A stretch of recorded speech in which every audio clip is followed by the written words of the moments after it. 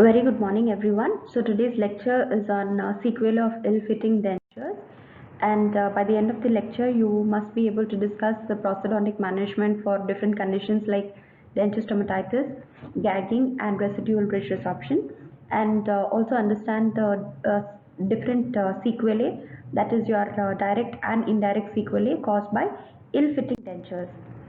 So to classify, you have two effects that are because if of certain patients using ill-fitting dentures, it might either have direct consequences, or sometimes it might indirectly affect the oral health.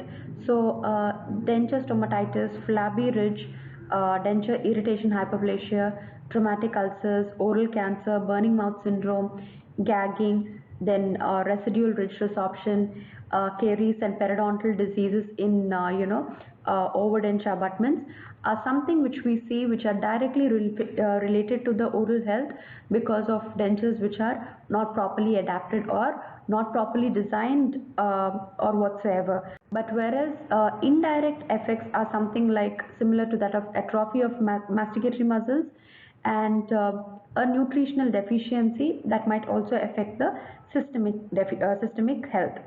So let's look at what is denture stomatitis.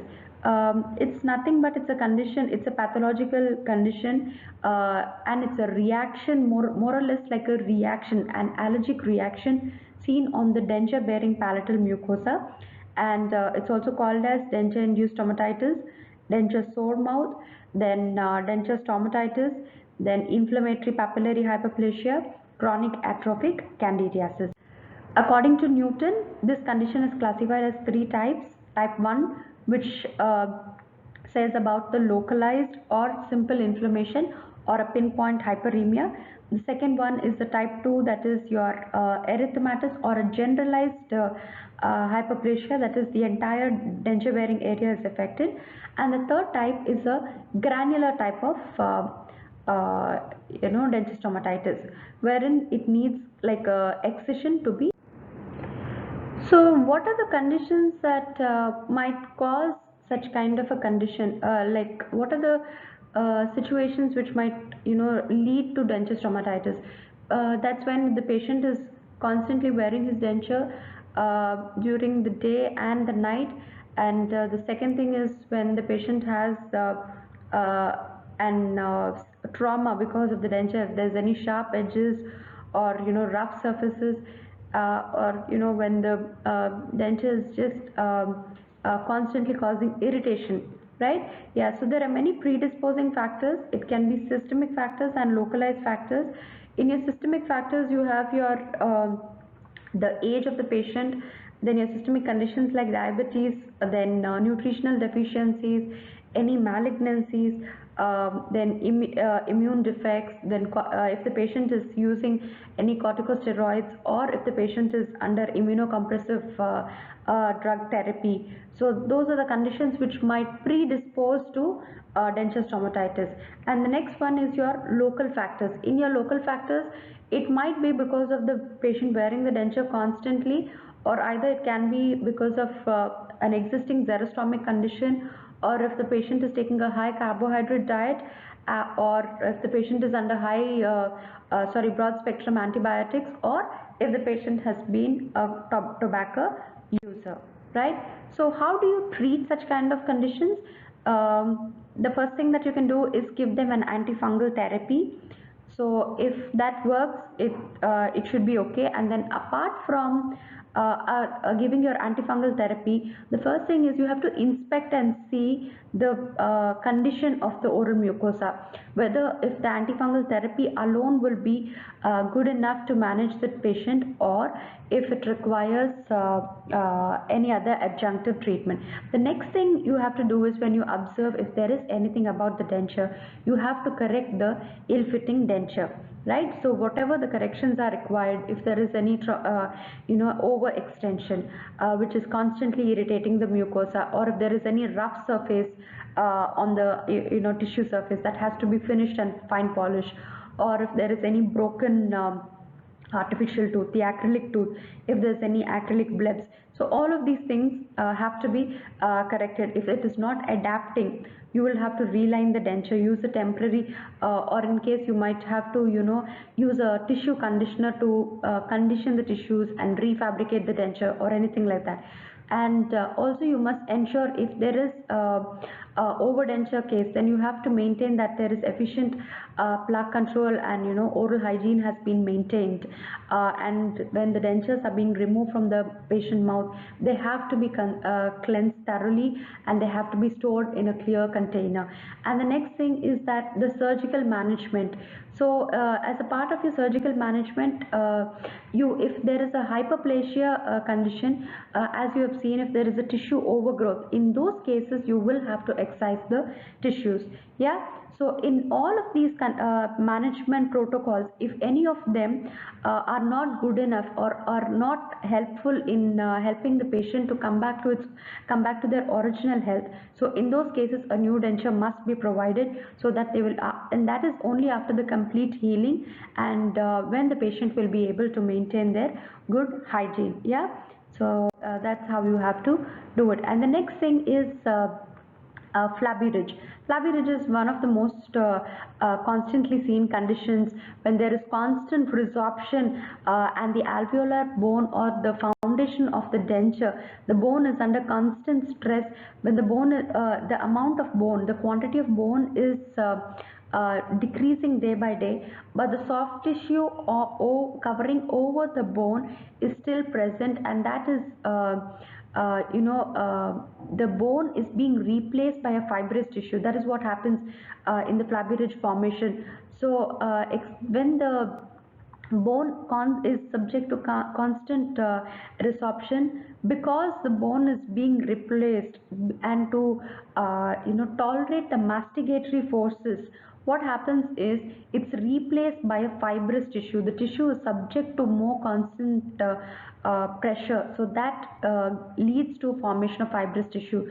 And this is most usually seen in the anterior part of the maxilla and the mandible, and this probably the sequelae of excessive load. So as the stability, as the excess masticatory forces keep increasing, since the residual ridge is unable to withstand these occlusal forces, and because because always you should remember that the soft tissue is still fragile, and the main foundation for you comes through the bone. So if the bone itself is not stable and the bone has been diminishing in quantity and quality over a period of time, and that is because of also lateral masticatory forces, so this leads to resorption and eventually also formation of a fibrous tissue. So these conditions have to be taken care of, and you must make sure that every aspect of the complete denture fabrication will be dealt carefully, because with or without our notice, sometimes if we are unable to practice and give a good stable denture to the patient, it will lead to adverse effects. And so that's how flabby ridge is also one of the sequelae of ill-fitting dentures. So the treatment protocol for this would be it must be surgically removed, and also provide good support to, so that once it is removed, the bone itself will act as a good support to the denture, so increasing the retention also, and this also helps in reducing the alveolar bone resorption.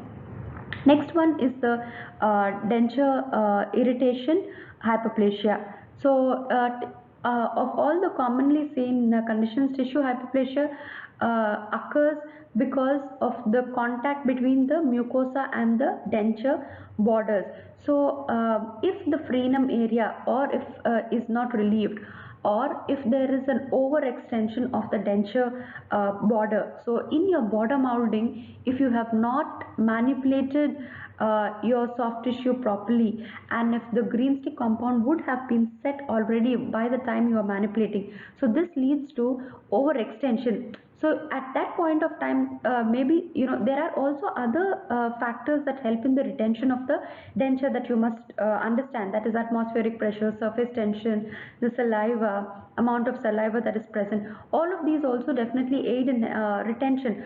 So you might assume that there is retention in the denture without asking the patient to perform any functional movements.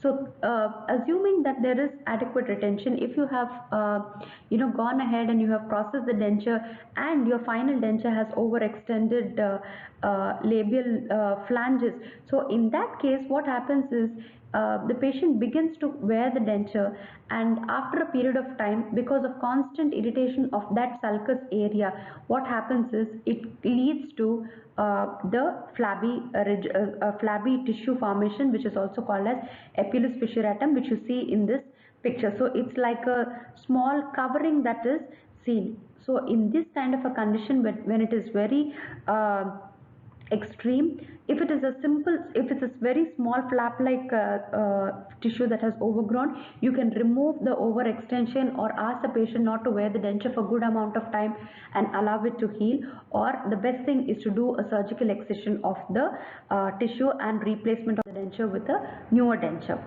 The next one is your traumatic ulcers. They're also called as sore spots, which is a very simple and most commonly seen one. So when the patient comes back for the one week recall, I'm sure you will definitely see your patients that they will have traumatic ulcers. This might be because you wouldn't have finished your denture properly. So these sore spots have to be checked with the help of a disclosing medium. At the time of denture issue itself, when you coat the tissue surface of the denture with a disclosing medium, place it and see if there's any irritation, if the disclosing medium has been erased away. So what happens is you notice that the surface which is uncoated, or the surface where this medium has been wiped off, that is where there is a rough or a irregular surface which has to be smoothened and polished.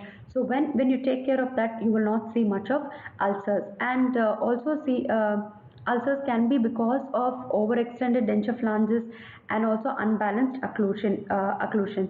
So definitely every aspect of the fabrication of complete denture processes is very important. And also sometimes the most important predisposing factors for such conditions is like if the patient is under immunocompromised drug therapy, and so these cases, if you can talk to your physician and alter the drug dosage, then that could be helpful.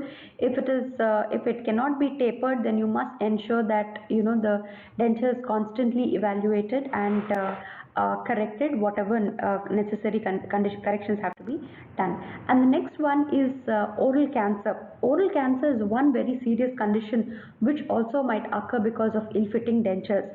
So the predisposing factors for oral cancer is heavy use of alcohol, tobacco, and also a lower socioeconomic status where they suffer from certain nutritional deficiencies as well. So in such kind of conditions, if the patient has reported at a time when there are any pre-malignant lesions, so that is why while you are examining the patient, so diagnosis and treatment planning as a part of your first step is the most important stage, where you examine the soft mucosa, not only the hard tissue findings, but the soft tissue findings are also very important, where you examine every part of the mucosa and make sure that there are no pre-malignant lesions. So if there are any pre-malignant conditions, then you might understand this seriousness of the disease, and you will have to take steps as to give them an antifungal therapy or corticosteroid therapy, like local drug therapy, so that it will not lead into malignancy, and after which, if required, if any corrections to be made in the denture as well. Next one is your burning mouth syndrome. Burning mouth syndrome is most commonly seen in diabetic patients, and the etiology for burning mouth syndrome is still not has been found, and we do not know what are the reasons, but certain conditions might be because of something like a xerostomia. Can also development of xerostomia in the initial stages might also look like or sound more like a burning mouth syndrome when the patient gives the history. And you also have to notice whether there is a burning sensation in one area or in the end, or if it is a completely generalized sensation, that is what you have to notice, and you have to see for any other signs and symptoms, and according to the condition, appropriate counseling would be the best solution for this one. And yeah, as mentioned, etiology can be either local, systemic, or psychogenic. In your local factors, it can be mechanical irritation and allergy, or it can be infection, or if there are any oral habits, parafunctions like myofascial pain. And if it is a systemic condition, yes, as mentioned earlier, if it's a deficiency, vitamin deficiency, iron deficiency, xerostomia, menopause, and diabetes. Menopause and diabetes is the most common condition seen in elderly women, where they are associated with burning mouth syndrome. So you have to just assure them and counsel them, and let them know that it is going to be okay. And also in Parkinson's disease, and so the only way is when they are already taking any kind of a medication, this is one of the most common conditions. Next one is your psychogenic causes. It can be either because the patient is going through depression or anxiety or psychosocial stress. Next thing is your gag reflex. Gag reflex is very important, and especially in impression making procedures.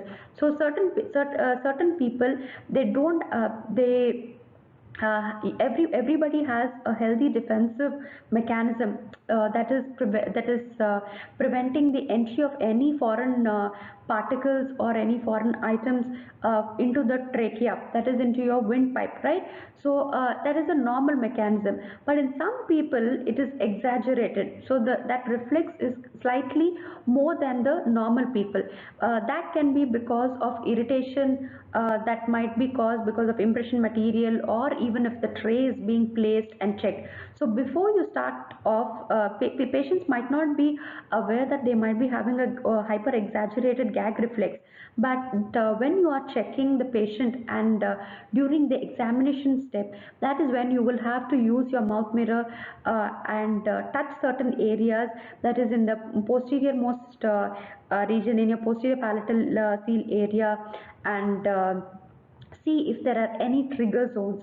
If you see that the patient has any trigger zones, then you might consider that the patient might be having a exaggerated gag reflex. So that is when you have to make sure that there are no overextensions in your border, and you must make sure that the impression material is not too viscous also, because when it overflows, it might go into the throat of the patient. Yeah, so in that case, and so what happens, so due to overextended borders, and the retention is also affected, and sometimes even when the vertical dimension of occlusion is increased, it might lead to gag reflex. The patient might suddenly come and say that, I just feel like vomiting out my dentures. So that means there must be an increase in the VDO. So then you will have to evaluate the VDO. And in wearers of old dentures, it may be either it must be a systemic condition like gastrointestinal problems or respiratory passage disorders, adenoids, and some people who have alcoholic problems, or patients who have smoking. Yeah, and so that's the thing. Usually the treatment for gagging is either you can sedate them, you can give them certain medicines, and the best thing is that if the patient is already having a gag reflex immediately, and they feel like puking once the impression material has been placed, you should upright the position of the patient, ask the patient to concentrate on something else, distract them from puking out the impression material, and manage the patient. That's the best way of doing it, because medication you should avoid.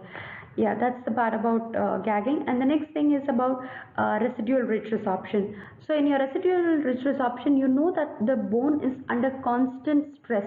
The heart tissue undergoes a resorption pattern ever since the extraction would have been taken place of, because the masticatory load does not change. It remains the same in the initial few years. So that means to say that despite the fact that the teeth are missing, these forces are being directed vertically onto the residual ridge.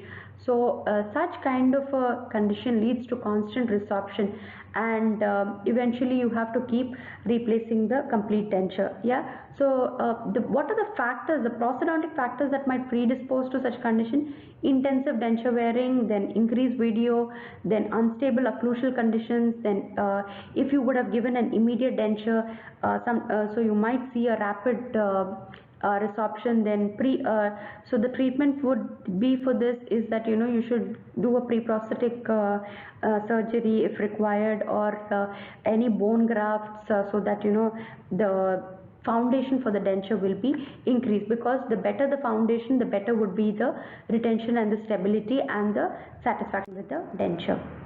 So, and the next condition is something to do with the overdenture cases. In case of overdentures, certain good teeth, like the teeth which are in good condition, which have good prognosis, and they need not be extracted, such teeth can be retained in the patient cavity. Suppose a completely edentulous patient has come, if the maxilla is completely edentulous and the mandibular, the patient has retained 2 or 3 teeth. So these teeth can be prepared, they can be filled, or they can be prepared as copings, and these can help in additional retention. But over a period of time, we must remember that the periodontal ligament of this tooth that is retained also can be affected. So usually the overdenture abutments are at a very high risk for caries and periodontal diseases, because there is more bacterial colonization due to the presence of the denture that is placed over the teeth. So in such kind of conditions, you must ensure that there is a thorough cleansing, and the oral hygiene is taken care of. So adequate plaque control, application of chlorhexidine gel, and then polishing of the abutments, or providing proper copings would be the best way. Or the best thing is also surgical approach. If the condition of the abutments is poor, then you might as well extract the teeth, right? That's the thing. And next thing is about atrophy of masticatory muscles. So in older patients, in elderly patients, because of the reduced bite force, and this in turn again reduces the chewing efficiency, and in denture wearers, then this leads to impaired masticatory function. So the ability to chew their food comes down eventually.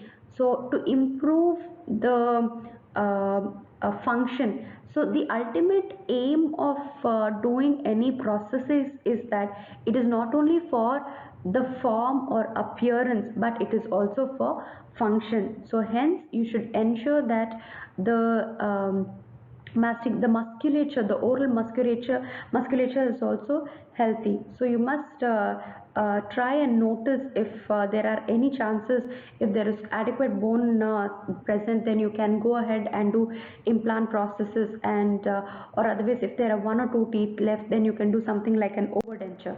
Yeah, that's the thing about muscle atrophy. Next thing is your nutritional deficiency. In your nutritional deficiency, yes, nutritional counseling is one of the important steps. At the time of denture delivery, you must be able to educate the patient to how to eat, and which area of the denture the patient has to chew, what kind of diet the patient has to take, how he has to alter his diet, because intake of food when the patient has his natural teeth and when the patient has a denture is completely going to be different, right? So you have to educate the patient and tell them to make certain lifestyle changes, otherwise they might have nutritional deficiency if they are unable to cope up with how to maintain the dentures, right? So decrease in the masticatory ability and performance is one of the conditions that you will see eventually. Then the appetite will fall, and also the patient will have a generalized state of nutritional deficiency. So then hence counseling is the most important factor that you also have to look at. Yeah. So to conclude, so the ill-fitting dentures can cause direct and indirect sequelae, which you have already seen briefly about what are the effects. So at the time of fabrication, right from the step of diagnosis, treatment planning till the denture issue and recall, every step of the complete denture fabrication is very important. So once the complete denture insertion is finished, it does not mean to say that your procedure has been complete, but you must have to look at if any changes have to be made post denture delivery, and also recall the patient for review, and whatever necessary adjustments have to be done, they should be taken care of. But at the same time, you must ensure that whatever changes have been made should not cause failure of the processes, meaning if you underextend the PPS area or over trim the flange areas, the border areas, so this might lead to decreased retention and stability. So these are the things that you have to take into consideration. So to conclude, I would say that the success of the denture depends on the co-responsibility and the co-therapy between the patient and the